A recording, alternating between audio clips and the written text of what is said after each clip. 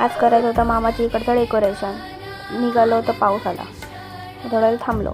आलो मामाकडे तर बघता येतं इथं सगळं लावलेलं स्वेटर. इथं फुलं दाखवत होती आई, फुलं सगळा पसारा काढलेला. त्यानंतर इथं आम्ही लावायची सुरुवात केली.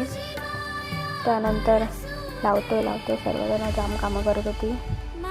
परत लावला, परत काढला, काढतोय, एवढंच काम चालू आमचं. निवडतो कुठली ना कुठली फुलं निवडतो. ते फक्त शायनिंगसाठी. त्यांना मी आणि मामा आलेलो बाजारात. हातात एक क्लिप काढण्यासाठी पण जागा नव्हती. नंतर मामाने 3चा बोरा घेतली. हातात गेलो पडद्याच्या दुकानात, पडदं घेतलं आणि मग निघालो. तिथं गणपती बाप्पाचं दर्शन घेतलं. परत थांबलो काहीतरी खायला. मामाने घेतलं सामान, आलो घरी.